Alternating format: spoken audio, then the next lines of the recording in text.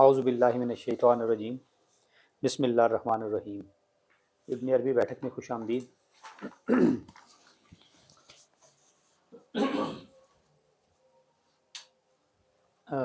باقاعدہ بیٹھک شروع کرنے سے پہلے ہماری نئی کتاب ہے جی اسماء الہیہ کے اسرار و معانی، اور یہ تصنیف ہے شیخ اکبر محی الدین ابن العربی رحمۃ اللہ علیہ کے تحقیق و ترجمہ ابرار منشئی صاحب کا۔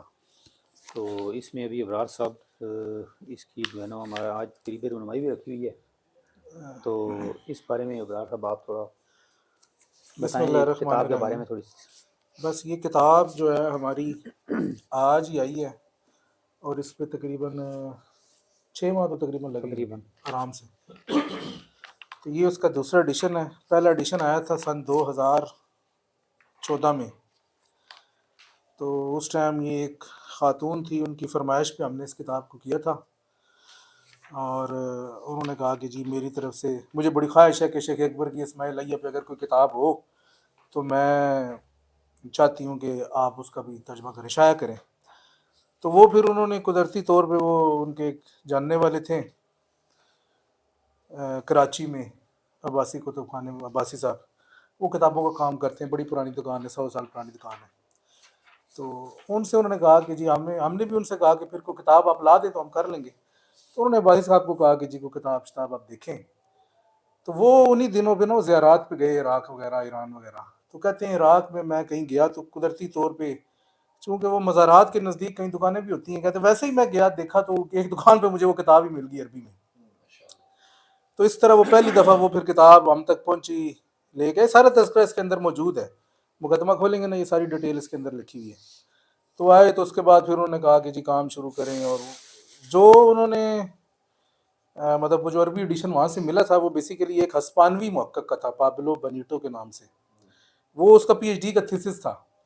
بیسیکلی اس نے پی ایچ ڈی کا تھیسس لکھا، اور اس کو اپنی یہ اسپینش زبان میں ٹرانسلیٹ بھی کیا سارا، پوری کتاب کو پہلی دفعہ۔ تو وہ مطلب اتنا مشہور ہوا کہ عرب دنیا نے اسی کی تحقیق جو نہیں ہے، وہ اچھی تحقیق تھی تو وہ شائع کی، پھر ویلڈ ماننا شروع کیا۔ ظاہری بات ہے اس کے علاوہ تو کچھ تھا نہیں۔ جو ویسے پرانے عربوں کے ایڈیشن ہوتے تھے وہ تو اتنے کام کے ہوتے نہیں تھے۔ اس کی وجہ یہ ہے کہ وہ تو بس ایک جگہ سے کہیں سے مل جاتی تھی تو اسی کو لکھ دیتے تھے، کوئی مخطوطات، کوئی اس کے ساتھ کمپیریزن کرنا۔ مطلب یہ عربوں کا یہ مزاج ہی نہیں تھا کہ وہ اتنی تحقیق کرتے۔ بس ان کو وہ پرانے دور میں ہوتا بھی کیا تھا، وہ بیسیکلی تو پریس کا جو مالک ہوتا تھا اسی کے ہاتھ میں سب کچھ ہوتا تھا۔ وہ کہتا تھا کہ جی چھاپنی ہے، وہ کسی کو مزدوری لگا کے جی آپ اس کو تحقیق کر دیں یا ٹھیک کر دیں تو بس وہ چھاپ دیتے۔ بہت کم ہوتا تھا کہ کتابیں باقاعدہ تحقیق سے چھاپی جاتی۔ تو یہ اس کا جو نا پہلی جو ہمیں ملا وہ پابلو بنیٹو کا متن تھا، ہسپانی زبان میں پی ایچ ڈی کا ان کا تھیسس تھا۔ تو جب ہم نے وہ ملا تو، لیکن ہماری شروع سے یہی تھی کہ ہم مخطوطات بھی ہمیشہ جو ہے نا وہ ساتھ چیک کیا کرتے تھے۔ تو ملا تو پھر میں نے ابن عربی سوسائٹی سے کہا کہ جی آپ ہمیں مخطوطات وغیرہ دیں، ہمارا یہ ایک پروجیکٹ آیا ہے تو ہم اس کو کرنا چاہتے ہیں۔ تو انہوں نے شروع میں ہمیں 5-7 جو نہیں ہے مخطوطات اس دور میں دے دیے۔ جب مخطوطات سامنے آئے تو ایک بات تو واضح تھی کہ کوئی بھی مخطوطہ قدیمی نہیں تھا، یعنی کہ شیخ سے کوئی بھی ایسا نہیں تھا کہ جس پہ شیخ کے دستخط ہوں یا کچھ سما ہو جس سے پتہ چلے کہ ابن عربی کی موجودگی میں یہ مخطوطہ پڑھا گیا ہے۔ یا پہلی تو یہ ہے کہ شیخ کے ہاتھ کا ہو، وہ بھی نہیں تھا۔ دوسرا کوئی سما بھی نہیں تھی۔ تیسرا کوئی 100 سال کے اندر بھی کوئی مخطوطہ نہیں تھا۔ جو سب سے قدیمی بھی ہمیں مخطوطہ ملا ہے وہ 814 ہجری کا ہے۔ شیخ کی وفات 638 ہجری ہے۔ تو آپ اندازہ لگائیں کہ 100، 150، 200 سال کے بعد کا مخطوطہ۔ تو اس وجہ سے ابن عربی سوسائٹی والے جو ہیں انہوں نے اس کتاب کو ابھی بھی کیٹیگری بی میں ڈالا ہوا ہے، یعنی کہ ابن عربی کی کتابوں کی جو کیٹیگریز بنی ہیں اس میں ایک ویریفیکیشن کی جو کیٹیگری ہے اس میں اے میں نہیں ڈالا، اس کو ابھی تک نہیں ڈالا ہوا۔ اس کی وجہ یہ وہ کہتے ہیں کہ ہمیں کوئی تاریخی مخطوطہ نہیں ملا، ابھی بھی یہ ویریفائڈ بی میں ہی ہے اس کیٹیگری میں۔ لیکن خیر وہ تو جو بندہ اس کو پڑھتا ہے تو پتہ تو چل ہی جاتا ہے کہ شیخ کی کتاب ہے۔ تو پھر اس طرح کر کے اس پہ کام شروع ہوا، اور ہم نے مخطوطات سے متن کو تیار کرنا شروع کیا، اور ساتھ اس کا جو پابلو بنیٹو کا ٹیکسٹ تھا اس کو بھی رکھ لیا کہ چلو، کیونکہ اس کے پاس کوئی 1-2 مخطوطے علیحدہ تھے اور ہمیں جو ملے تھے 4-5، ان میں سے کوئی 2-3 اس والے تھے اور کوئی 2-3 ایکسٹرا تھے، مطلب ڈیفرنٹ تھے۔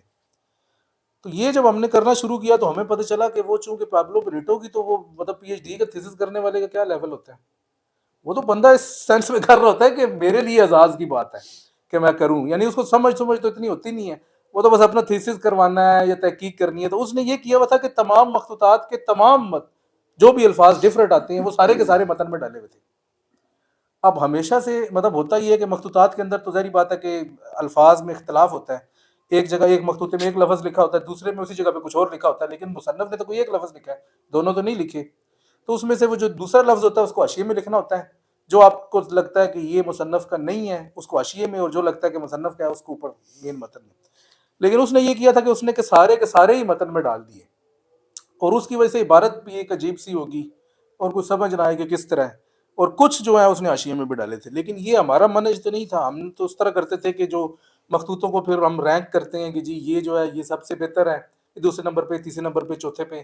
اس کے بعد پھر ہم اس کو جو سب سے بہتر لگتا ہے اس کو متن میں رکھتے ہیں, اور دوسرے تیسرے کو نیچے جو ہم حاشیے میں لکھتے ہیں. تو لیکن خیر مطلب ایسا ایسا پھر ہم نے کام اس کا شروع کیا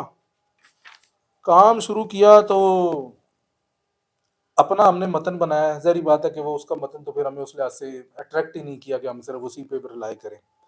جب متن بنا لیا تو اس وقت ہمیں یمن کے ایک صاحب استاذ عبدالعزیز المنصوب, ان دنوں ان سے ہمارا بڑا یارانہ تھا. مطلب یارانہ اسی طرح تھا, انہوں نے نئی فتوحات مکیہ پوری ایڈٹ کی تھی عربی میں. یہ بہت بڑی بات تھی کہ اس سے پہلے ان سے پہلے عربی زبان میں مکمل تحقیق شدہ فتوحات مکیہ نہیں ہو سکی تھی. تو سب سے پرانی کہا جاتا ہے وہ یہ کہا جاتا ہے کہ جی جو الجزائر کے تھے, الجزائری ان کا نام ہے لیکن پورا نام ان کا کیا ہے, شیخ اکبر کے بڑے خاص چاہنے والوں میں سے بھی تھے, اب میرا نام ان کا بھول گیا. تو دمشق میں وہ وفات ان کی ہوئی, شیخ اکبر کے مزار میں ان کو دفن کیا. جب الجزائر جب آزاد ہوا تو الجزائریوں نے ضرور ڈال دی, نہیں یہ تو ہمارا بندہ ہے, اس کو واپس کرو. اٹھا کے لے گئے. مطلب دیکھیں اس بندے کے ساتھ کیا ہوا ہے, یہ ہو گیا. کتنے عرصے بعد مطلب الجزائر ہو سکتا ہے وہ تقریباً 20 سال بعد, 25 سال بعد یا 50 سال بعد, اتنے بعد اس کو اٹھا کے لے گئے. لیکن وہ لے گئے, انہوں نے چھوڑا, انہوں نے کہا نہیں ہمارے بانی الجزائر کا, اس نے بڑی فرانسیسیوں کے خلاف بڑی کی تھی. اب نام میرے ذہن میں سے نکل گیا, مشہور کتاب المواقف کی. انہوں نے ترکی میں علماء بھیجے کہ ابن عربی کی جو اوریجنل مخطوط ہے اس سے فتوحات مکیہ ایڈٹ کریں. اور پھر جو پہلا متن جو پبلش ہوا جو المنصوب سے پہلے وہ ادھر ہوا, اور وہ آج بھی مطلب وہ بہتر مانا جاتا ہے, لیکن عبدالعزیز منصوب کا جو ہے نا وہ سب سے بہتر ہے. تو انہوں نے عبدالعزیز منصوب نے نئی ایڈٹ کی تھی, تو ہم نے ان سے بڑی یارانہ لگایا کہ جی چلیں اچھا بندہ ہے, گپ شپ لگاتے ہیں. تو ان سے رابطہ ہوا, کافی کتابیں ہم نے نا پھر مل کے کی. ان میں ایک یہ اسماء الہیہ تھی, فضوز الحکم میں بھی ان کا نام ہے, روح القدس میں بھی ہے, چھوٹے موٹے رسائل یہ وہ. مطلب ہمارا آپس میں نا پھر ہو گیا کہ ہم کرتے تھے, پھر وہ اس کو چیک کر لیتے تھے, یا وہ کرتے تھے وہ ہم سے مخطوط لے لیتے تھے, ہم ان سے اس طرح کر کے نا ہماری کافی کتاب. تو یہ بھی ان میں تھی کہ عبدالعزیز منصوب نے 10 سال پہلے جو نہیں اس کو کیا تھا. تو اس کے بعد پھر وہ ہم نے چھاپ دی, وہ پرانے اسٹائل میں, آپ کے پاس شاید آپ نے دیکھی ہوگی, وہ چھپ گئی اس کتاب میں. اور یہ جو اب نیا ایڈیشن, ان دونوں میں فرق کیا ہے.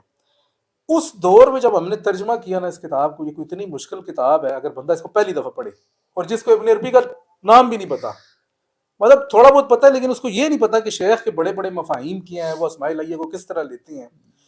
اور پھر اس کتاب میں شیخ نے کوئی بھی بات بتانے کی تو کوشش ہی نہیں کی, صرف اشارہ دے کے آگے. وہ کہتے ہیں میرا سارا کلام پڑھ لو, جب تمہیں وہ سمجھ آ جائے گا تو یہ سارے اشارات بھی سمجھ آ جائیں گے. تو ہم نے جب پہلی دفعہ کی, ہم نے بھی اوکھا سوکھا کر کے بس جس سے کہتے ہیں ترجمہ تو کر ہی لیا, اور وہ پرنٹ بھی ہوگی, پبلش بھی ہوگی. بلکہ یاد ہے کہ میں اور رمیش صاحب نے جب کراچی گئے ان خاتون کے گھر میں جنہوں نے یہ سارا فنڈ کیا تھا پروجیکٹ, تو وہاں پر جنی ان کو ان کے کوئی بچے تھے یا جن کو پڑھانے کے لیے کوئی مولوی صاحب آتے تھے, تو انہوں نے بڑی خوشی سے مولوی صاحب کو کتاب پیش کی. انہوں نے کہا جی یہ دیکھیں کتاب ایک آئی ہے, یہ میں نے کروایا کام. تو مولوی صاحب نے جس ٹائم کتاب کھولی نا, کوئی بھی اسم کھولیں کہ جی اس میں تو کچھ سمجھ ہی نہیں آتا کہ اس میں لکھا کیا ہے. مطلب یہ دیکھیں آپ نے کام تو کروایا ہے, لیکن کام ایسا ہونا چاہیے کہ لوگوں کو سمجھ تو آئے نا. اگر سمجھ ہی نہیں آئے گا تو اس کام کا کیا فائدہ. تو وہ خاتون تو نا وہ بڑی کوئی ہوئی کہ یار کس کے, انہوں نے پھر جب ہم گئے نا تو وہ مولوی صاحب کو بلوا لیا کہ جی آئے, انہوں نے کام کیا, انہوں نے کیا تھا, اب ان سے پوچھیں, ان سے اے دو بندے سر انہوں کو پوچھو. وہ آ گئے جی, اس نے کہا جی کھولیں, جی کھولیں. میں نے کہا جی کھولیں, رینڈم بھی کھولیں, اب ظاہری بات ہے ہم یہ فرمائش تو نہیں کر سکتے تھے, جو سامنے آ گیا ایک قسم. تو وہ مجھے یاد ہے کہ جب انہوں نے کھولا نا تو وہ قدرتی طور پہ اسم الرحمان ہی سامنے آیا تھا. اب وہ اسم الرحمان کی جب آپ اس میں تشریح پڑھیں گے نا تو آپ ایک دفعہ تو دیکھیں گے کہ یہ کیا لکھا ہوا ہے. یہ اسم الرحیم، رحمان نہیں، اسم الرحیم آیا تھا. اچھا تھوڑا سا میں پڑھتا ہوں. اس اسم سے تیری محتاجی اس خاص رحمت کا اصول ہے جو ابدی سعادت دے. یہ سادہ بات ہے. تحقق، ذات اس بات کی متقاضی ہے کہ وجود میں آسودگی اور آزمائش ہو، چنانچہ اسم المنتقم کا حکم اسم المنعم کے حکم سے بڑھ کر نہیں. یہ سمجھ. اب یہ اب جملہ پڑھتے ہیں آپ کو کچھ سمجھ نہیں آتی کہ کیا چیز ہے یہ. ادھر بات اسم الرحیم کی ہو رہی ہے اور ادھر منتقم. بات اسم الرحیم کی ہو رہی ہے اور نیچے لکھا جا رہا ہے کہ ذات اس بات کی متقاضی ہے کہ وجود میں آسودگی اور آزمائش ہو، یعنی کہ نعمت بھی ہو تکلیف بھی ہو، دونوں. بات ختم. آگے فرماتے ہیں یہ اسم الرحیم ہر اس خیر سے متعلق ہے جس میں ضرر ہے، اور ہر اس ضرر سے متعلق ہے جس میں خیر ہے. اور مولوی صاحب تو پریشان کہ ہم تو ساری زندگی یہی سمجھتے رہے ہیں کہ رحمان رحیم رحمت سے ہے اس سے. ادھر ہاں ان دونوں کا تو کوئی تعلق نہیں ہے. تو یہ ادھر کیا کہانی آپ نے تو یہ ضرر کی اور یہ وہ ساری تو کوئی خیر میں ضرر ڈال دیا. ہاں خیر میں ضرر ڈال دیا. اس کے بعد آگے بھی دیکھیں نا، اور یہ اس کے لیے ہو، اور آگے فرمایا اور میں اس رحمت کو متقیوں کے لیے لکھ دوں گا. آگے فرماتے ہیں لہٰذا اطلاق عام کے بعد اس نے اس عام رحمت پر قطعاً لگائی، بندے سے اس کی نسبت بھی اسی حد پر ہے. تو یہ کچھ تھوڑا سا انہوں نے چلایا نا، لیکن شکر ہے کہ ہم نے اس دور میں بھی حاشیے لکھے ہوئے تھے فتوحات سے. تو جب آپ مین ٹیکسٹ پڑھیں گے تو آپ کو کوئی سمجھ نہیں آئے گا کیا ہے، لیکن جب ہم نے حاشیے پڑھے نا تو پھر ہمیں سمجھ میں آیا کہ کیا ہے. تو یہاں پر وہ جو نا وہ سارے تفصیلی حاشیے اب اس میں بھی موجود ہیں، پرانے میں بھی موجود ہیں. تو اب یہ جو اس کے ریلیٹڈ پڑھ کے بھی سمجھ نہیں آتی نا مسئلہ. اچھا یہ نا حاشیہ ہم پڑھتے ہیں ذرا خیر سے. تو یہاں پر 5 نمبر حاشیہ، یہاں مراد یہ ہے کہ یہ اسم ہر اس خیر سے متعلق ہے جس میں تکلیف ہے، یعنی تکلیفیں اٹھائے بغیر نعمت کا ملنا ممکن نہیں. اور چونکہ اس اسم کی اطاعت سعادت ابدی ہے تو جس قدر آزمائش بڑھتی ہے اسی قدر درجات میں اضافہ ہوتا ہے. کہنے کا مطلب ہے کہ بات کو تھوڑا سا کھولنے کے لیے عام بندہ صرف ٹیکسٹ پڑھے تو کوئی سمجھ نہیں آ سکتی، بالکل سمجھ نہیں آتی. تو اس طرح کر کے وہ پھر مولوی صاحب کو ہم نے جو 2-3 دفعہ یہ حاشیے تھوڑے سے پڑھے نا تو ان کی تھوڑی تسلی ہوئی کہ نہیں ہے. کئی دفعہ ایسے بھی ہوتا ہے نا، پھر وہ بات کچھ آ جاتی ہے. اللہ تعالیٰ جب وہ بندہ کسی کو بتا رہا ہوتا ہے نا تو خود ہی کچھ بندے کے مائنڈ میں کوئی اللہ تعالیٰ کوئی چیز بتا دیتے ہیں. تو وہ مولوی صاحب نے کہا یار واقعی یہ بات تو کچھ ہے، مطلب ان کا دل مطمئن ہو گیا کہ واقعی ہے، مطلب یہ ایسی کوئی فضول سی چیز نہیں ہے کہ جس طرح ہوائی بات نہیں اس طرح کر کے. تو بس پھر وہ اس کے بعد پھر یہ کہ پہلا ترجمہ تو تقریباً اسی طرح ہی تھا. ابھی جب دوبارہ سارا کام کیا ہے تو ایک تو یہ کہ اس میں مخطوطات جو نہیں ہیں وہ کچھ مزید ایڈ کیے ہیں، اور دوسرا یہ کہ اس میں ترجمہ سارا نیا کیا ہے A to Z، اور تیسرا یہ کہ حواشی میں مزید اضافہ کیا ہے کہ جو چیز حواشی میں بھی جو تھی پہلے وہ سمجھ میں مطلب نہیں آتی تھی یا مبہم تھی، اس کو مزید اور سلیس کیا، آسان کیا ہے. تو اس طرح کر کے جو ہے نا یہ دوسرا ایڈیشن جو ہے اس کا شائع کیا ہے. اور میں سمجھتا ہوں کہ اب یہ اس کتاب میں اگر کوئی بندہ سمجھتا ہے تو اس کے لیے کافی بہتر ہے. بہت بہتر ہو گئی ہے کیونکہ میں نے پہلے والی بھی پڑھی تھی. ویسے میرے خیال میں کھڑکی کھول دیں، کوئی اندر سے اس میں اسمیل ہو رہی ہے اس طرح سے. یہ کھڑکی کھول دیں یا دروازہ کھول دیں تاکہ تھوڑی بات دروازہ اپنا عبداللہ بیٹا دروازہ کھول دو. کھڑکی کھول دینا، کچھ نہیں ہوتا، تھوڑی سی آر پار ہو جائے گی. اچھا آپ نے بھی چونکہ پہلے بھی پڑھی ہے، پہلے بھی پڑھی تھی تو پہلے آپ کی بات 100% صحیح ہے. نہیں تو آواز تو جو ہے نا رونمائی کا مطلب یہی ہے کہ لوگوں تک بات تو پہنچے. جی تو یہ جو آپ کا پہلا ایڈیشن تھا میں نے وہ بھی پڑھا، صحیح ہے، اور وہ بھی میں نے کوئی میرے خیال میں 4-5 سال پہلے پڑھا. جی جی. لیکن وہ بات آپ والی ہے کہ ایون حاشیے پڑھ کے بھی اور حواشی پڑھ کے بھی سمجھ نہیں آتی، بالکل کلیئر نہیں ہوتا تھا. اور میرے خیال میں آدھی سے تھوڑی کم یا تھوڑی زیادہ کتاب میں نے پڑھی، اور اس کے بعد پھر وہ انٹرسٹ میرا ختم ہو گیا کہ اس میں کچھ بھی نہیں سمجھ آتا. بندہ کہتا ہے چلو تھوڑا آگے چل کے سمجھ آئے، اس سے آگے سمجھ میں. لیکن یہ والی کیونکہ ابھی میں نے پہلے پڑھی ہوئی ہے، اس سے پرنٹ ہونے سے بھی پہلے میں نے پڑھی، آپ نے تو ماشاءاللہ اس میں کو پروف ریڈ کیا ہوا سارا. تو اب جو اس میں مزہ ہے نا وہ ڈفرینٹ ہے. اب تو اس میں بہت مزہ ہے، بہت مزہ ہے. اور دوسری چیز یہ ہے کہ شیخ کے جو اسلوب ہے لکھنے کا اس کو سمجھ بھی ضروری ہے، سمجھ بہت ضروری، کیونکہ یہ over the period of time چیزیں کھلتی ہیں، اور شیخ کی جو اصطلاحات ہیں وہ شیخ ہی استعمال کرتے ہیں، باقی کوئی اور کرتا نہیں ہے. تو جب تک ہمیں ان شیخ کی اصطلاحات کی صحیح طریقے سے جانکاری نہیں ہوتی اس وقت تک ہم اس کو سمجھ ہی نہیں پاتے. صحیح بات. لیکن ابھی جو آپ نے کام کیا ہے دس از مارولس، کیونکہ اب یہ سلیس بھی ہے، اب یہ ردم میں بھی ہے، اور اس میں جو چیزیں مزید آپ نے ایڈ کی ہیں اس سے جو بھی بندہ شوق سے سمجھنا چاہتا ہے اب اس کو سمجھ آتی ہے. پہلے والی تو بہت اوپر سے جاتی تھی, وہ 10,000 فٹ کی بلندی سے اوپر تھی, وہ اوپر ہی تھی, وہ بہت اب الحمدللہ یہ بہت زبردست ہے. اور پھر اس کے بعد جو آپ نے جس ریکارڈ ٹائم کے اندر یہ کام کیا, دیٹ از ایکسیلنٹ. آپ اپریسیشن کے دونوں بھائی جو ہیں اس کے حقدار ہیں. اور پھر یہ مجھے آج دیکھ کے تو بہت خوبصورت لگی ہے ماشاءاللہ, دیکھ کے بھی بہت پیاری ہے ماشاءاللہ. اس کا ٹائٹل بھی آپ نے تھوڑا سا چینج کیا ہے, کلر اور باقی سارے, اور پھر اس کا سائز, پیپر جس طرح آپ نے اس کو پرنٹ کروایا ہے, تو ایوری تھنگ از ایکسیلنٹ. اور میں ریکمینڈ کروں گا کہ جو بھی شیخ کے اسٹوڈنٹ ہیں یا جو شیخ کو پڑھ رہے ہیں وہ اس کتاب کو ضرور پڑھیں. تو اوور ٹو ہمیش بھائی.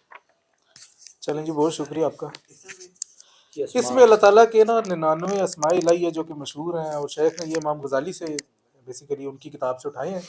شیخ کا جو اپنا نقطہ نظر ہے نا, وہ جس طرح کہ انہوں نے لکھا بھی ہے کہ میرے نزدیک کشف سے جو ہے نا وہ 99 یہ ثابت نہیں ہے. یہ انہوں نے لکھ دی ہے, اس کتاب میں بھی لکھ دی ہے, فتوات میں بھی لکھ دیا. لیکن چونکہ یہ مشہور ہیں تو شیخ نے یہ اٹھائے ہیں, اور پھر اس میں مطلب وہ اپنا بیان کیا ہے.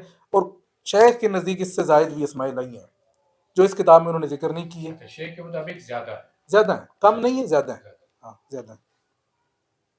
تو یہ ہے.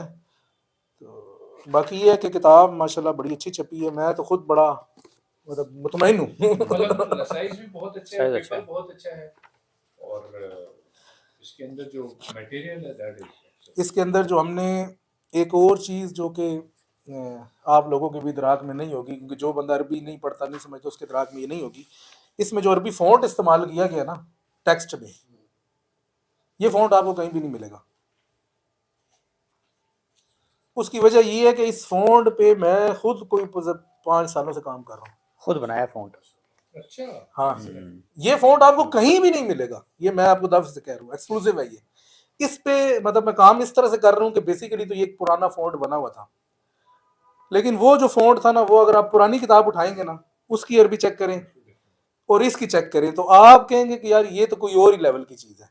اور جس بندے کو عربی کا تھوڑا بھی ذوق ہے نا, اور اس کو اتنا اگر سمجھ ہے کہ عربی خطاطی میں کس طرح لکھی جاتی ہے, کیونکہ عمومی طور پہ فونٹ جو ہوتے ہیں نا, کوئی کسی بھی زبان کا ہو, اس میں خطاطی کا ٹچ اتنا نہیں آتا.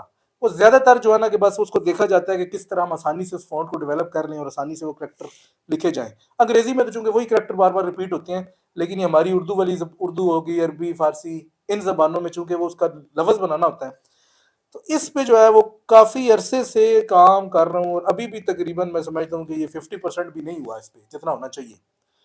تو اس میں ہم نے کشیدہ بھی ڈال دی ہے, اور اس میں ہم نے حرف کو اکثر جو نہیں ہے لفظ کو اس کی خطاطی سے ریلیٹڈ اس کی جو شکل ہوتی ہے وہ اس سے مطلب میچ کر کے ہی ہے. ظاہری بات ہے وہ خطاطی کی باریکیاں تو فونٹ میں آ بھی نہیں سکتی, لیکن کم سے کم آپ اس خطاطی کو کاپی تو کر لو کہ وہ خطاطی میں جس طرح خطاط لکھتا ہے اسی طرح کتاب میں لکھا ہو. تو یہ ایک اچیومنٹ ہے, لیکن یہ ابھی جاری ہے. 50% اس پہ کام ہوا ہے. انشاءاللہ یہ جب 100% پہ جائے گا تو پھر ہم کہیں گے کہ یہ فونٹ ہے. تو یہ فونٹ جو ہے نا, اس کے بنانے میں میرا کوئی نہیں ہے. عرب خطاط جو اوریجنل ہیں, میں تو صرف ان سے ان کی خطاطی اٹھاتا ہوں, مطلب میں تو نہیں بنا سکتا, مجھے تو لکھنا ہی نہیں آتا. تو اس کو اٹھا کے صرف سافٹ ویئر میں ڈال کے اس کو ایسا کرنا کہ وہ فونٹ کی شکل میں, مطلب وہ کوئی لفظ لکھیں تو وہ ٹائپ ہو جائے. تو میرا کام بس اتنا ہی ہے. تو یہ کر کے, اور پھر اردو فونٹ تو وہی جو ایک ہمارا روایتی ہے وہی ہے.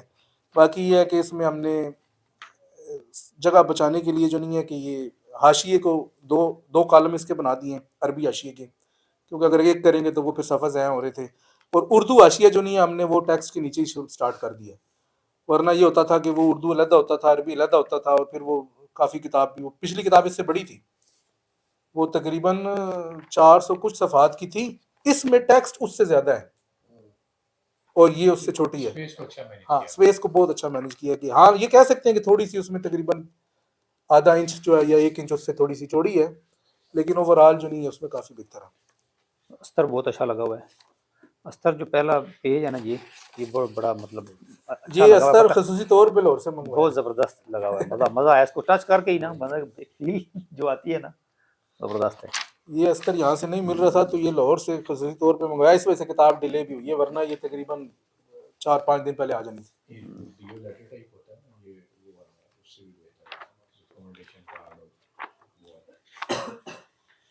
تو باقی یہ جو آپ کو اوپر ہر اسم کا جو خطاطی میں نظر آ رہا ہے, یہ بھی کسی ترکش خطاط کی ہے کاریگری.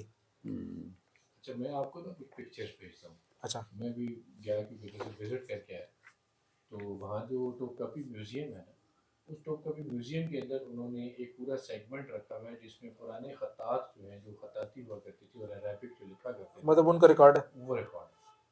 تو وہ میں نے کافی ساری اس کی تصویریں بنائی، وہ میں آپ کو بھیجتا ہوں، ہو سکتا ہے اس میں سے آپ کے لیے. لیکن اس میں نہیں، ہمارے کام کی نہیں ہوگی. اس کی وجہ یہ ہے کہ ترکش جو ہے نا ان کی بیسک جو زیادہ وہ فوکس کرتے ہیں سولوس پہ کرتے ہیں. یہ جو ہے نا یہ نسخ ہے، تو سولوس اور نسخ میں ڈفرینٹ ہوتا ہے. تو ہو سکتا ہے ٹرکش کے علاوہ بھی کوئی ہو، کیونکہ مجھے تو بالکل ہی نہیں پتا تھا کہ وہ کیا ہے.